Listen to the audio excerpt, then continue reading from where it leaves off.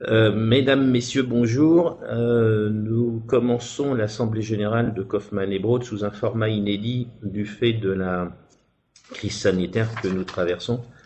Donc c'est une Assemblée générale qui se fait à huis clos, comme vous le savez, et qui était dont le mode de fonctionnement était autorisé par une disposition dans une ordonnance publiée le 25 mars 2020 et sur laquelle s'est appuyé le conseil d'administration qui s'est tenu le 9 avril et qui a décidé de faire donc cette assemblée générale sous ce format. Vous avez reçu tous les documents en- dans un contexte donc adapté à cette ordonnance et notamment vous avez voté à distance. On a reçu l'ensemble des votes dans les délais, puis à peu près, on le verra tout à l'heure, plus de 80% des votes ont été, des actionnaires ont donc voté, ce qui fait que l'Assemblée générale fonctionne, malgré ces conditions particulières, a bien fonctionné sur l'expression donc et les actionnaires ont pu s'exprimer sur l'ensemble des résolutions dans les délais et conformément au règlement intérieur et à la loi. Euh, Avant de rentrer dans le cœur de la présentation, notamment présentation des résultats au 30 novembre 2019, puis le premier trimestre 2020, ainsi que le vote des résolutions, je vais passer la parole à Bruno qui va mettre en place, qui va expliquer le mode de fonctionnement. Juste une précision avant de passer la parole à Bruno. Les commissaires en compte, eux, ne sont pas présents, mais ont délégué et ont revu tous les documents nécessaires et qui ont tous été approuvés, mais ne sont pas physiquement présents, toujours du fait de la situation sanitaire en cours. Et donc je passe la parole à Bruno, qui va mettre en place cette assemblée générale avec le formalisme qui lui convient. Bonjour mesdames et messieurs, bonjour. Je vous propose effectivement de procéder à la constitution du bureau de l'Assemblée générale. Monsieur Nordin Hachimi, président du conseil d'administration, assurera la présidence de cette assemblée. L'actionnaire présent disposant du plus grand nombre de voix ayant accepté la fonction de scrutateur est Artimus Participation. Artimus Participation nous ayant indiqué accepter de remplir la fonction de scrutateur, son représentant désigné pour exercer cette fonction est Madame Karine Normand, ici présente. Karine Normand, bonjour. Nous vous proposons également de désigner le FCPE Kaufmann & Broad Actionnariat représenté par Madame Stéphanie Petit en qualité de scrutateur, ici présente. Stéphanie Petit, bonjour. Merci Karine et merci Stéphanie. À la demande du bureau, j'assurerai la fonction de secrétaire.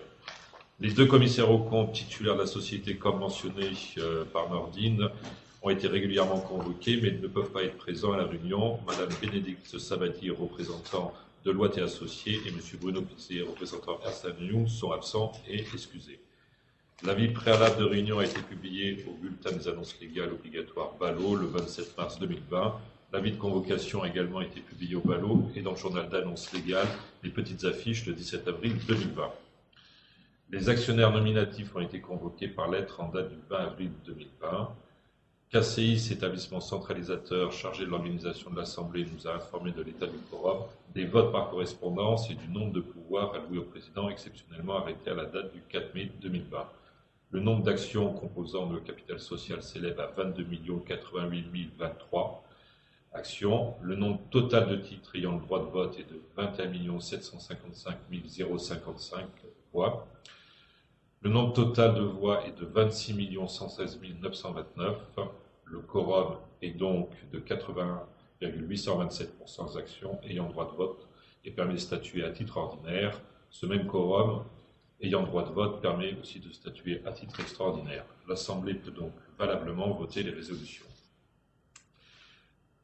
Ceci dit, je vous propose rapidement de repasser l'ordre du jour de la présente Assemblée, tel que vous pouvez le voir sur le slideshow qui a été mis à votre disposition sur le site internet de Kaufmann & Broad. Et tout d'abord, les slides 3 à 6 qui reprennent les décisions ordinaires et extraordinaires. Je vous en laisse prendre connaissance.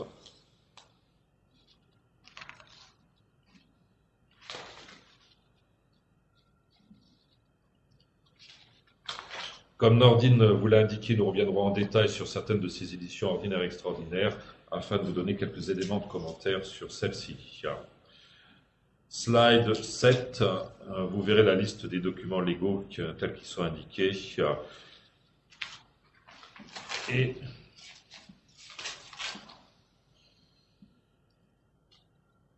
maintenant, Nordine va vous présenter l'activité et les résultats pour l'exercice 2019 en lieu et place, si vous êtes d'accord, de la lecture du rapport de gestion qui était joint à la convocation à la présente Assemblée. Bien, donc on est en slide 12, qui est le tableau de bord qu'on présente tous les ans et tous les trimestres d'ailleurs, qui donne une bonne visibilité sur l'activité de la société à la fois à court terme et à moyen terme. Alors vous pouvez voir que le portefeuille foncier logement exprimé en nombre de lots est en forte hausse sur l'année 2019, donc on vous rappelle que c'est une année qui finit au 30 novembre 2019. Et donc un portefeuille en forte hausse puisqu'on atteint maintenant 33 000, un peu plus de 33 000 logements, soit une hausse de près de 10%, ce qui prouve que l'activité de développement, qui nous permettra de générer de l'activité sur les 3 ans qui viennent, fonctionne bien. On a des réservations logements qui sont en baisse d'environ 10%, en baissant à 8 200 logements à comparer à 9 100. Cette baisse qui est moins marquée en valeur du reste, c'est-à-dire en chiffre d'affaires réservé, s'explique principalement par un début d'effet que nous avons eu sur la baisse des lancements des opérations du fait de la période préparatoire des élections municipales. Et comme vous le savez, on est plus réactif que le marché à la fois à la reprise et à la baisse, puisque nous avons très peu de stock, enfin pas du tout de stock du reste, que nous avons des délais d'écoulement très élevés, ou plutôt très faibles, c'est-à-dire des rythmes de vente très élevés et qui se traduit par le fait que dès qu'on a un ralentissement dans l'attribution des permis de construire, eh bien on réagit plus vite. Par contre, on pourra espérer reprendre plus vite quand le marché redémarrera. On en reparlera quand on parlera de l'effet sur le premier trimestre et de la situation particulière que nous vivons actuellement. Délais d'écoulement en 2019 qui ont toujours été à un très bon rythme, une légère croissance, et ça c'est du fait qu'il y avait moins d'ouverture et donc on vendait plus, on était plus sur la commercialisation de logements sur des programmes qui avaient déjà un peu d'ancienneté, donc des grandes surfaces qui se vendent toujours un peu moins vite que les petites surfaces qui se vendent principalement au moment des ouvertures, mais à un rythme extrêmement dynamique et nettement inférieur à celui du marché. Et enfin, un backlog qui, sur le premier trimestre, était en forte croissance, et on le verra en très forte croissance à nouveau sur l'année 2019 en forte croissance, et on le verra quand on parlera du premier trimestre 2020, en très forte croissance également sur le premier trimestre. Si on va page 14, on voit la répartition des réservations au logement, ça c'est un point important, puisque le poids des ventes institutionnelles bloque, que ce soit des bailleurs sociaux ou des investisseurs privés institutionnels, représente plus de la moitié de nos ventes. La part d'investisseurs faisant appel au dispositif Pinel, c'est-à-dire demandant une défiscalisation, représente 25% de nos ventes, qui est également en baisse par rapport aux autres années, c'est volontaire. On veut être moins dépendant de ces dispositifs fiscaux. Et puis le reste des ventes aux particuliers, donc faisant à nouveau 25%, qui se répartissent entre des investisseurs ne faisant pas appel au dispositif Pinel ou des primo-accédants ou second-accédants. Immobilier entreprise, je vous invite à aller à la page 17, à la slide 17, pardon, où on a une activité donc, de 130 millions d'euros de chiffre d'affaires, par contre, qui est plutôt en baisse par rapport à l'année précédente. Mais comme vous le savez, c'est une activité qui est en dents de scie et qui dépend des opérations. Il y a un nombre d'opérations limité, donc il y a des à-coups. Ça, c'est inhérent à ce type d'activité. Par contre, une très bonne dynamique sur les réservations, puisqu'on a réservé pour plus de 460 millions d'euros de chiffre d'affaires. sur à la fois des bureaux, plateformes logistiques et des contrats de promotion immobilière, et donc une activité commerciale forte sur l'année 2019 et qui se renforcera à nouveau sur le début de l'année 2020, comme on le verra. Nous avons un portefeuille tant en logistique qu'en bureau en développement assez conséquent et sur des projets de qualité qui fait qu'on a une bonne visibilité quant à leur sortie. Je passe, vous verrez dans les slides, mais bon, on ne va pas les commenter puisque au téléphone c'est un peu compliqué, mais on vous a donné une timeline qui vous permet d'avoir une idée à peu près du calendrier des principaux projets d'immobilier entreprise que l'on va sortir dans les années qui viennent, calendrier qui est toujours d'actualité, et vous pourrez le voir sur la slide 18. Pour la partie financière, je vais passer la parole à Bruno, et vous êtes page 19. Merci Nordine. Je vais donc vous commenter rapidement les résultats financiers de l'exercice 2019. Tout d'abord, slide page 20, le chiffre d'affaires global qui s'élève à 1,472 milliard d'euros, en retrait de 5,5% par rapport à 2018, mais et en ligne avec nos guidances. Ce retrait s'explique essentiellement par le retrait du tertiaire, comme mentionné précédemment par Nordine. L'activité logement, elle, par contre, progresse de 3,1% d'une année sur l'autre. Elle est principalement constituée par des logements collectifs, dont le chiffre d'affaires progresse de 1% à 1,232 milliard d'euros. Le chiffre d'affaires de l'activité tertiaire s'établit à 130,4 millions d'euros, en forte baisse puisqu'il était de 254,2 millions d'euros en 2018, et qui avait enregistré la signature notamment d'une VFA sur un grand projet à Courbevoie. Sur l'ensemble de l'année, la marge brute s'élève à 283,9 millions d'euros, à comparer à 300 millions d'euros en 2018.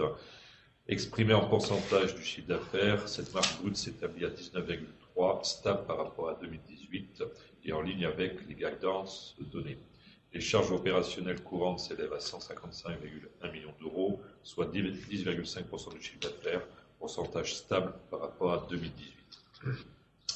Le résultat opérationnel courant s'établit à 128,8 millions d'euros, à comparer à 137,2 millions d'euros en 2018. Le taux de marge opérationnelle courante est de 8,7, sensiblement comparable à celui de 2018. Il était de 8,8. Je vous propose de passer à la page 22. Le coût de l'endettement financier net s'établit à 5,5 millions d'euros, en baisse significative par rapport à 2018. Le résultat net part du groupe progresse quant à lui de 4,5% à 76,3 millions d'euros, soit 3,45 € par action, à comparer à 73 millions d'euros, soit 3,34 € par action en 2018. La hausse sensible du résultat net par du groupe par rapport au résultat net consolidé, qui ne progresse que de 1% à 93,8 millions d'euros, s'explique par la progression inférieure de 2,6 millions de la contribution des participations ne donnant pas le contrôle. Je vous propose de passer slide 23 sur les éléments de bilan et en premier lieu le BFR. Celui-ci s'établit à 151,5 millions d'euros à fin 2019. Il représente 10,3% du chiffre d'affaires comparé à 7,1% en 2018. Nous sommes donc dans la fourchette habituelle de 10 à 13% qui correspond à un BFR de croisière dans le cadre Cofran. Je rappelle que le niveau particulièrement bas de ce ratio sur 2018 était dû à des délais d'écoulement historiquement bas dans l'activité logement de Paris et des conditions opérationnelles favorables dont bénéficiaient les opérations tertiaires en production, que ce soit en bureau ou en logistique. Page 24, notre bilan simplifié. Les capitaux propres s'élèvent à 294 millions d'euros, en hausse de plus de 32 millions d'euros par rapport à fin 2018, et ce, après le paiement d'un dividende. La trésorerie nette positive s'est améliorée de 6 millions d'euros et s'élève à 56 millions d'euros. Donc un bilan solide et dans la continuité des exercices précédents. La structure financière du groupe, elle est extrêmement solide. La maturité de la dette est de 4,6 ans à fin novembre 2019 et la capacité financière a augmenté de 100 millions d'euros et atteint désormais 458,1 millions d'euros à la même date. Page 26, un petit rappel sur la solidité de la structure financière du groupe, avec une évolution vertueuse des capitaux propres et de la dette sur les 3 dernières années. Vous pouvez voir la forte progression des capitaux propres consolidés par rapport à fin 2017, en augmentation de 79 millions d'euros, et en parallèle, la dette financière nette a été réduite de près de 89 millions d'euros sur la même période et donne lieu à une trésorerie nette positive de 56 millions d'euros à fin novembre 2019. Ce renforcement significatif de la structure financière repose à la fois sur le modèle de croissance rentable et la bonne maîtrise du besoin en fonds de roulement. En conclusion, sur cette partie financière, je voudrais insister sur la capacité de notre modèle de croissance à générer rentabilité et trésorerie. Nos marges de manœuvre s'en trouvent ainsi renforcées au profit de notre capacité distributive, mais aussi de nos choix de développement. J'en ai terminé avec les commentaires sur les résultats financiers de l'exercice 2019 et je vais maintenant rapidement commenter les résultats du premier trimestre de l'exercice 2020 qui vous ont été communiqués à l'issue du premier trimestre, le 29 février 2020.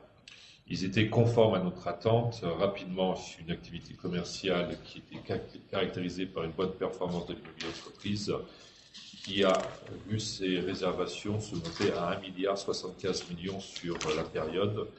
Les indicateurs de développement sont en progression, qu'il s'agisse du backlog global, qui augmente de 52% à 3,4 milliards euros, ou du portefeuille foncier logement qui progresse de 8,2% à 33 429 unités.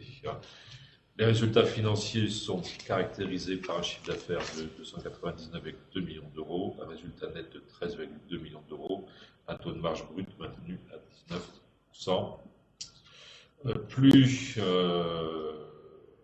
Par ailleurs, le bilan et la structure financière à fin février 2020 était dans la continuité des éléments constatés à fin novembre 2019, avec des capitaux propres qui s'élèvent à 308,8 millions d'euros, en hausse de 15,7 millions d'euros par rapport à fin 2019, une dette financière nette de 10,2 millions d'euros, qui prend en compte 19,4 millions d'euros de dette déloyée au sens de la norme comptable IFRS 16, c'est-à-dire une dette qui n'a pas d'expression monétaire. Or, cette dette non monétaire, le groupe est en situation de trésorerie nette positive de 9,9 millions d'euros à fin février 2020. La structure financière au 29 février était caractérisée par une maturité de dette de 4,3 ans et avec une trésorerie active de 162,5 millions d'euros et une capacité financière, c'est-à-dire la somme des liquidités disponibles et mobilisables, s'établit à 412,5 millions d'euros à la même date. En conclusion, page 31, le point le plus important sur nos résultats du premier trimestre, c'est l'extrême solidité de nos structures financières, avec une dette nette nulle, un niveau élevé disponible et mobilisable de 412,5 millions d'euros, une maturité moyenne de la dette brute supérieure à 4 ans et des capitaux propres consolidés de 308,8 millions d'euros. Je vais repasser la parole à Nordine. Merci beaucoup. Merci Bruno. Donc nous sommes page 33. Donc un petit point avant de reparler des perspectives 2020, un point sur la situation, sur le mode de fonctionnement que nous avons depuis le début du confinement. Donc sur l'ensemble du territoire, nous fonctionnons en télétravail. Il se trouve que l'entreprise était plutôt bien préparée à ce mode de fonctionnement, puisque nous avons commencé à tester ce type de fonctionnement, en particulier en Île-de-France, pendant la période des grèves de fin 2019. Et donc l'ensemble des collaborateurs étaient déjà équipés de matériel, d'ordinateurs portables, et on a pu constater que le mode de fonctionnement en télétravail s'est passé de manière assez fluide. Et j'en profite à nouveau pour féliciter les collaborateurs sur la manière dont ils se sont adaptés à ce mode de fonctionnement un peu particulier. Donc, pour préparer la reprise, donc côté collaborateurs de Kaufmann en particulier, l'objectif c'est sur l'Île-de-France de dédensifier fortement les bureaux. Alors, ça veut dire maintenir et éviter au plus possible les transports en commun. Ça veut dire maintenir du télétravail autant que possible, et puis réduire, faire des postes de manière à avoir un nombre de collaborateurs par mètre carré de bureau le plus faible possible. Et en tout cas, nettement, on a une ambition nettement plus importante que ce qui était recommandé par le gouvernement dans ce domaine. On a bien évidemment équipé les bureaux. En conséquence, on est rentré dans un certain nombre de détails, que ce soit pour les bureaux paysagers de les isoler avec des panneaux, etc. Mettre à disposition des masques et tout un ensemble de mesures pour protéger la santé de nos collaborateurs. Et tout ça, ça se fait bien évidemment dans le cadre de discussions et d'un dialogue bien établi avec nos partenaires sociaux. Sur l'activité commerciale, on a maintenu une activité commerciale auprès des particuliers, alors bien sûr pas au rythme habituel, mais malgré tout on fait des ventes régulièrement toutes les semaines sur l'ensemble du territoire auprès de particuliers. Et côté activité de travaux, on constate, j'allais dire, à fin du mois d'avril, on est à peu près aux 2/3 des chantiers qui ont redémarré. Je pense que fin mai, on sera à peu près à 90% des chantiers. Alors, c'est pas dire que le fait que les chantiers aient redémarré, qu'ils soient à plein régime, loin s'en faut. Mais en tout cas, il y a une forte volonté de l'ensemble des entreprises de reprendre de l'activité, et on a mis en place avec l'ensemble de ces entreprises toutes les mesures sanitaires qui conviennent, et on suit l'ensemble des recommandations qui ont été faites jusqu'à présent pour protéger la santé des collaborateurs sur les chantiers. Je pense que le retour à la normale va prendre encore plusieurs mois, et donc l'avancement des chantiers s'en trouvera bien évidemment impacté. Si on va à page 34, ça nous a amené donc au début du confinement. On a communiqué juste avant le début du confinement sur le premier trimestre en particulier pour dire qu'on n'était pas en mesure de donner une visibilité claire sur l'exercice 2020, sans être inquiet pour autant du fait, comme vous avez pu le voir avec Bruno, de la solidité du bilan de l'entreprise.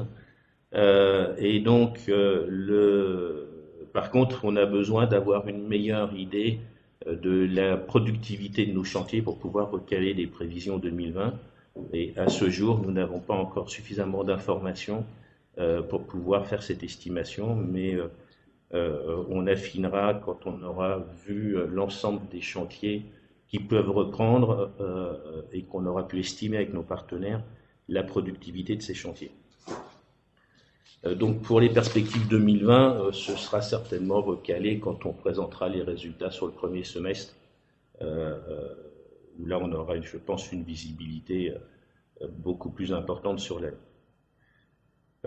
Cette situation très particulière qui va impacter l'année 2020 ne perturbe pas pour autant nos objectifs de développement. Encore une fois, nous avons une situation bilancielle extrêmement saine, puisque, comme vous le savez, nous n'avons pas de dette au 29 février. Alors, c'est pas dire que la dette ne va pas évoluer, bien évidemment, dans les mois qui viennent, du fait du ralentissement de l'activité. Mais en tout cas, mieux vaut partir avec un bilan qui n'a pas de dette, extrêmement sain. Nous avons des liquidités, nous avons un portefeuille, comme l'a montré Bruno, de très grande qualité qui nous laisse... qui fait que nous sommes optimistes sur la période, enfin sur l'horizon moyen terme, quand bien même sur l'année 2020, la situation est compliquée, mais pas du tout anxiogène pour nous, pour l'entreprise et pour son avenir. Donc on continue nos développements, des développements qu'on avait mentionnés en début d'année lors de la présentation des résultats annuels, en particulier sur le développement des villes moyennes.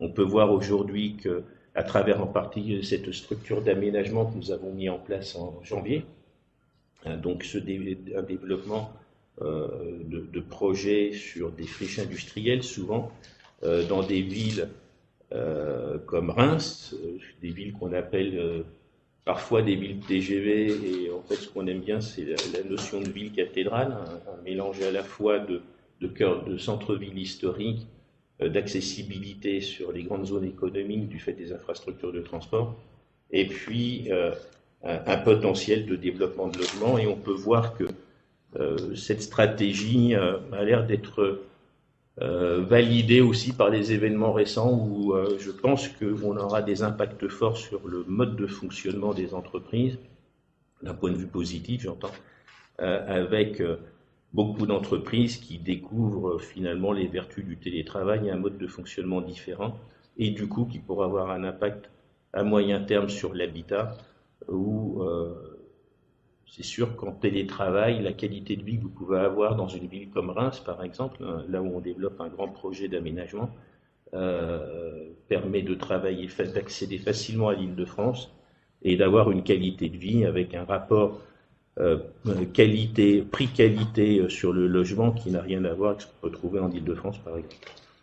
Donc on a illustré quelques projets d'aménagement que nous avons en cours, que ce soit donc, à Toulouse, à Reims ou en Île-de-France.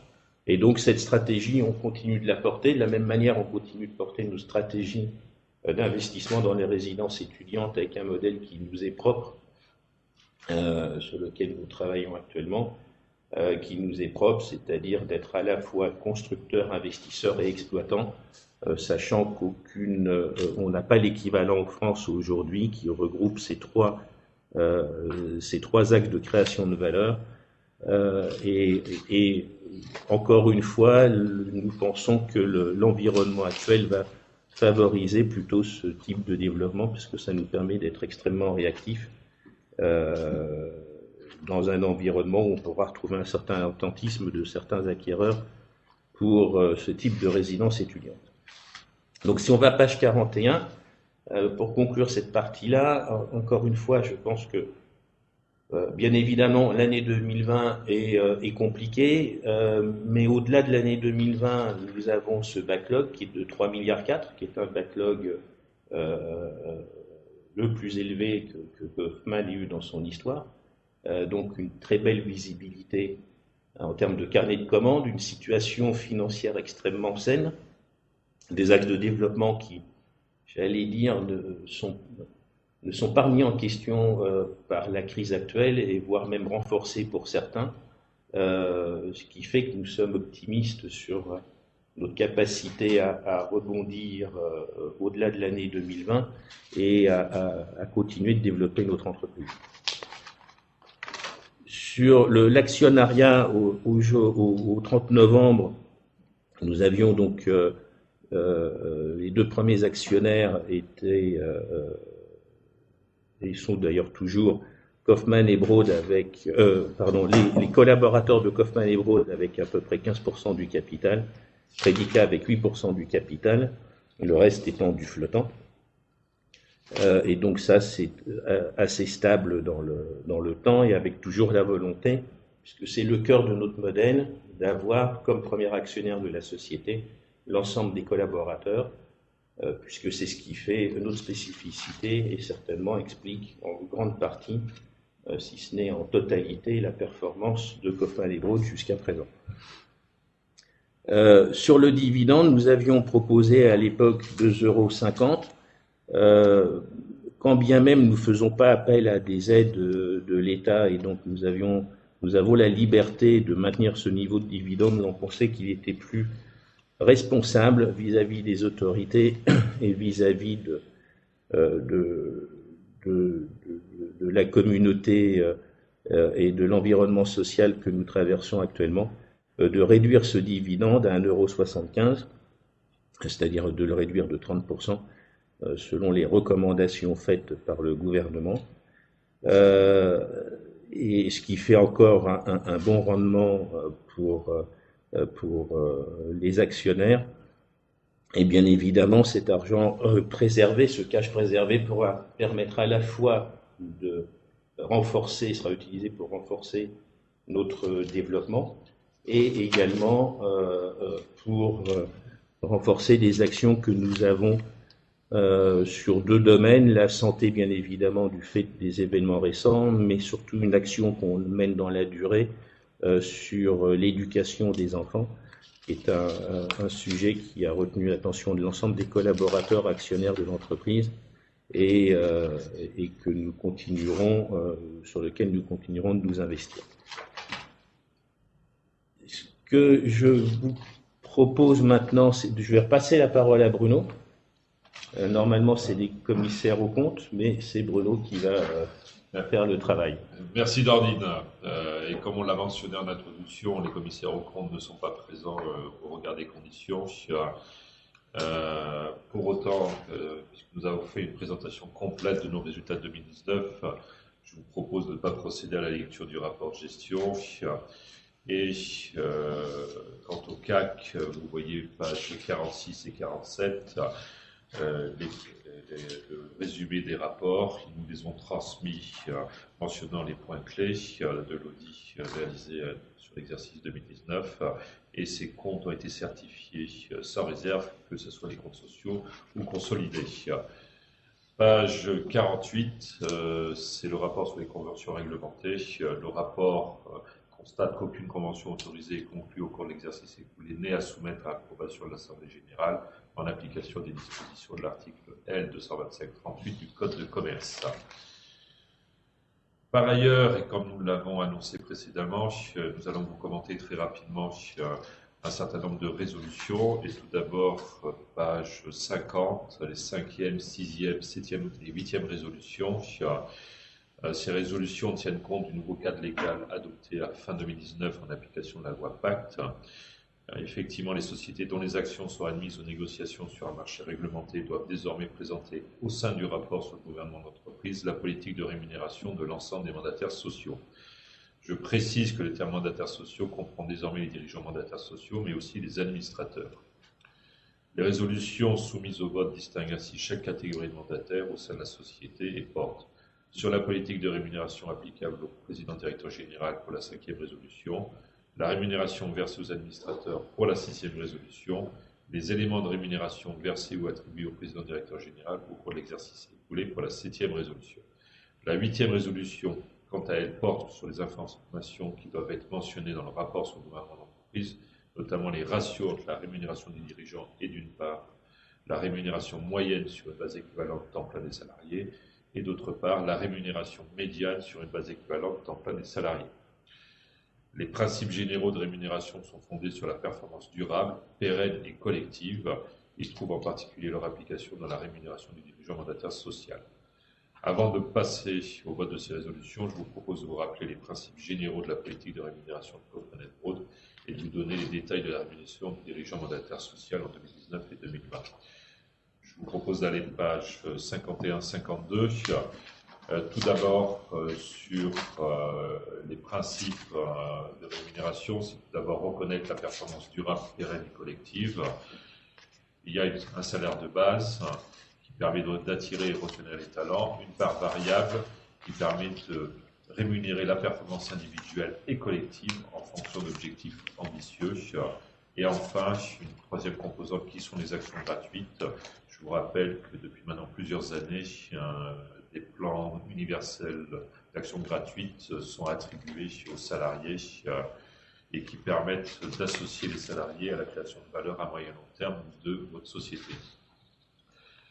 La page 52 rappelle les principes de la politique de rémunération du mandataire social. D'une part, c'est un processus encadré qui nécessite l'approbation par le conseil d'administration, un examen et un avis du comité de rémunération et de nomination, et qui suit les recommandations du code AFEP-MEDEF, avec des principes qui sont à la fois simples et mobilisateurs, avec équilibre et mesure. Les éléments concernent clairement motivés et non disproportionnés, compétitivité sur la base d'enquête sectorielle, un alignement des intérêts sur ceux des parties prenantes de l'entreprise, dont les actionnaires, et la performance, rémunération, qui est étroitement liée à la performance de l'entreprise, et on aura l'occasion d'y revenir un petit peu plus loin. Page 53, sur la part de le détail de la rémunération du dirigeant mandataire social en 2019. Tout d'abord, la part fixe, elle est inchangée depuis maintenant 4 ans à 600 000 euros. La part variable, comme mentionné précédemment, est fixée chaque année par le conseil d'administration sur la base de conditions de performance déterminées, dont on vous rappelle rapidement les principaux paramètres. La part variable annuelle qui est versée en numéraire est basé à 70% sur la base de critères quantitatifs, indicateurs financiers et commerciaux, 30% sur une base de critères qualitatifs, notamment le management, le climat social, la maîtrise des risques, etc. Au titre de 2019, les objectifs ont été atteints. La part variable est de 738 172 €. Par ailleurs, vous avez une part variable annuelle à paiement différé avec l'attribution gratuite de 15 000 actions de performance en 2019 sur la base exactement des mêmes critères que la part variable annuelle. Ce qui veut dire que si les critères de la part variable en numéraire ne sont pas atteints, les actions ne seront pas attribuées définitivement à due proportion. Par ailleurs, des acquisitions définitives en 2021 avec une conservation de 2 ans avant de pouvoir les céder. Enfin, une part de rémunération à long terme qui est aussi fixée par le conseil d'administration sur la base de conditions de performance à long terme. Il s'agit de l'attribution d'actions gratuites de 10 000 titres de performance en 2019 avec une acquisition définitive en 2021 avec une conservation de 1 an, avec 4 critères, la performance RSE, la satisfaction client, le niveau de l'actionnariat salarié et le TSR. Ces critères sont constants depuis maintenant 2 exercices. Page 54, sur la part fixe, c'est exactement le même slide. Je vous propose de passer à la page 55 en mettant en avant le fait qu'au titre de 2021, le processus de détermination de la rémunération du mandataire social a été le même que les années précédentes, à savoir qu'il a été basé sur des projections budgétaires et donc avant la crise du Covid, ce qui signifie que très probablement ces critères ayant été établis avant la crise, les impacts de celle-ci entraîneront une baisse mécanique de la rémunération du président-directeur général d'ici la fin de l'année. Un mot sur la 6e résolution, page 56, qui porte sur l'approbation de la politique de rémunération des administrateurs. La rémunération de base au titre de 2020 a été fixée à 26 800 € annuels, versés au prorata en fonction des présences physiques ou par visioconférence aux réunions. En sont exclus le président du conseil et le représentant des salariés actionnaires. Une rémunération fixe de 5 000 € est attribuée au président de chaque comité en rémunération de la fonction. À ces rémunérations s'ajoute un montant de 3 000 € dû pour chaque réunion du comité de conseil à laquelle assiste l'administrateur concerné. Enfin, l'administrateur référent perçoit une rémunération supplémentaire de 10 000 €. La 9e résolution, c'est la ratification de la cooptation de M. André Martinez en qualité d'administrateur, et je laisse la parole à Nordine sur André Martinez et ses qualités d'administrateur. Oui, donc on a eu le plaisir d'accueillir, le conseil d'administration a coopté, nous avons eu le plaisir d'accueillir André Martinez comme administrateur de Kaufmann & Broad. Donc André Martinez est une personnalité connue dans le monde de l'immobilier, puisqu'il était membre de nombreux conseils d'administration, dont le dernier en date, membre du conseil d'administration d'ICANN, une foncière et un promoteur immobilier, dont il a d'ailleurs présidé le conseil pendant de nombreuses années. Et donc nous sommes très heureux d'accueillir André Martinez parmi nous. Je vous propose de passer à la 10e résolution, page 58. Cette 10e résolution porte sur l'autorisation à consentir au conseil d'administration pour une durée de 18 mois à l'effet de procéder à l'achat par la société de ses propres actions. Je précise que cette autorisation est limitée à 10% du capital social et qu'elle ne pourra être utilisée en période d'offre publique d'achat sur la société. La 13e résolution, page 59, extraordinaire, elle autorise le conseil d'administration pour une durée de 38 mois à l'effet de procéder à l'attribution d'actions gratuites à émettre ou existantes au profit des salariés et ou des dirigeants mandataires sociaux de la société et des entités liées. Elle présente les caractéristiques suivantes: une attribution maximum de 250 000 actions et de 50 000 actions pour les dirigeants mandataires sociaux.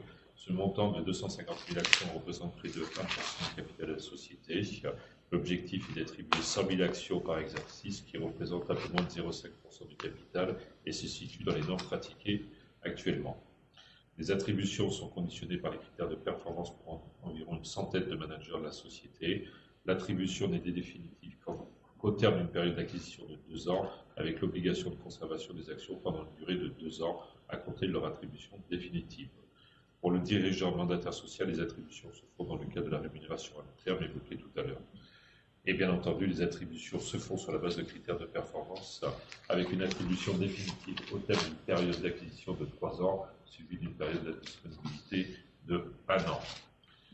Je vous propose d'aller directement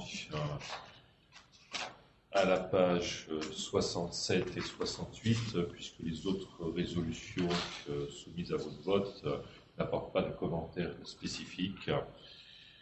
Donc, page 67, pour passer au vote des résolutions, en vous rappelant que depuis l'entrée en vigueur de la loi du 19 juillet 2019, seules les voix exprimées sont désormais prises en compte pour le calcul de la majorité en Assemblée générale.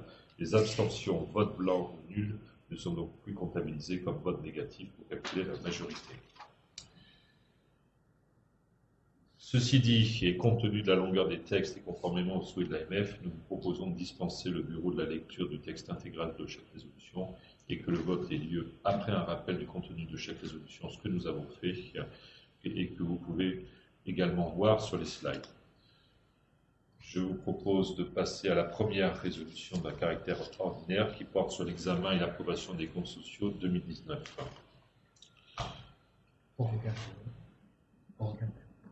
Au regard des votes reçus et après prise en compte des votes contre, la résolution est adoptée.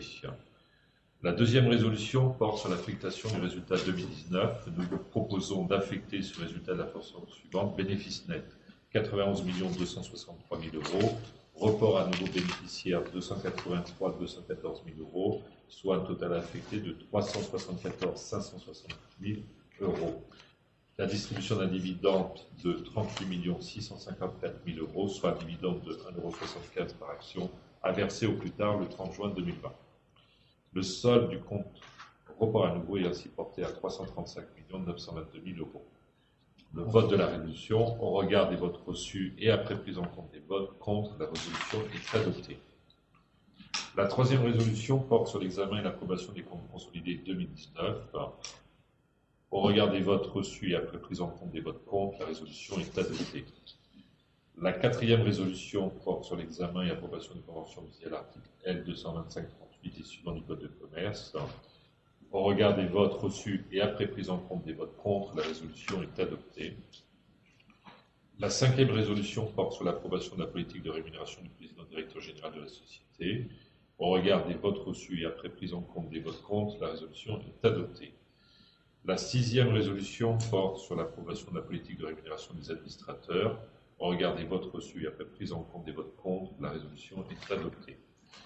La septième résolution porte sur l'approbation des éléments fixes, variables et exceptionnels composant la rémunération totale et les avantages de toute nature versés au cours de l'exercice clos le 30 novembre 2019 ou attribués au titre du même exercice au président ou directeur général. Au regard des votes reçus et après prise en compte des votes contre, la résolution est adoptée. La huitième résolution porte sur l'approbation des informations mentionnées à l'article L225, 37, 31 du Code de commerce. Au regard des votes reçus et après prise en compte des votes contre, la résolution est adoptée. La neuvième résolution porte sur l'approbation de la ratification de la cooptation de M. André Martinez en qualité d'administrateur. Au regard des votes reçus et après prise en compte des votes contre, la résolution est adoptée. La dixième résolution porte sur l'autorisation à consentir au conseil d'administration pour une durée de 18 mois à l'effet de procéder à l'achat par la société de ses propres actions. Au regard des votes reçus et après prise en compte des votes contre, la résolution est adoptée. Nous allons maintenant aborder les résolutions à caractère extraordinaire, en commençant par la 11e, qui porte sur l'autorisation à consentir au conseil d'administration pour une durée de 26 mois, à l'effet de procéder à l'annulation d'actions détenues par la société par le rachat de ses propres titres. Au regard des votes reçus et après prise en compte des votes contre, la résolution est adoptée.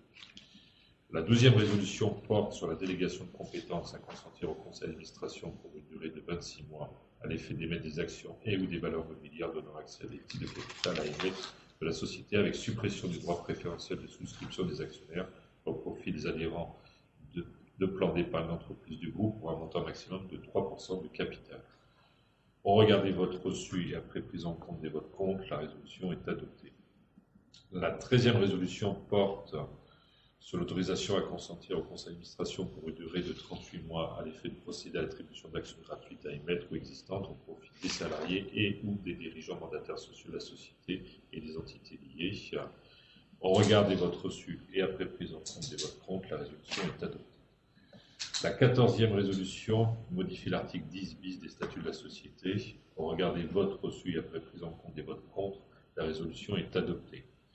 La 15e résolution modifie les statuts de la société en insérant un article 10 ter. Au regard des votes reçus et après prise en compte des votes contre, la résolution est adoptée. La 16e résolution modifie l'article 24 des statuts relatifs aux dividendes en instaurant un dividende majoré. Au regard des votes reçus et après prise en compte des votes contre, la résolution est rejetée. La 17e résolution modifie l'article 7 des statuts de la société. Au regard des votes reçus et après prise en compte des votes contre, la résolution est rejetée. La 18e résolution modifie l'article 11 des statuts de la société. Au regard des votes reçus et après prise en compte des votes contre, la résolution est adoptée. La 19e résolution modifie l'article 12 des statuts de la société. Au regard des votes reçus et après prise en compte des votes contre, la résolution est adoptée. La 20e résolution modifie l'article 16 des statuts de la société. Au regard des votes reçus et après prise en compte des votes contre, la résolution est adoptée. Enfin, nous concluons avec la 21e résolution ordinaire qui donne tout pouvoir au porteur d'un original, d'une copie ou d'un extrait des présentes à l'effet de procéder à toute formalité légale en rapport avec les résolutions qui précèdent. Au regard des votes reçus et après prise en compte des votes contre, la résolution est adoptée. Nous en avons terminé avec le vote des résolutions. Le résultat définitif de ces votes sera disponible sur le site de Kaufmann & Broad à partir du 6 mai. Je vous remercie et repasse la parole à Nordine Hachi. Bien, merci Bruno. Je pense qu'on n'a pas spécifié que nous avions donné la possibilité, conformément à la loi, aux actionnaires de poser des questions par correspondance. Nous n'avons pas reçu de questions. Donc on n'a pas eu cet échange que nous avons habituellement sur les questions des actionnaires. Donc en absence de questions et sur la base de tout ce qui vient d'être dit, je considère que la séance est levée et que l'Assemblée générale est close. Je vous remercie à nouveau pour votre attention et puis je vous souhaite bonne chance pour la suite de cette période un peu compliquée. Encore une fois, merci beaucoup, excellente journée. Au revoir.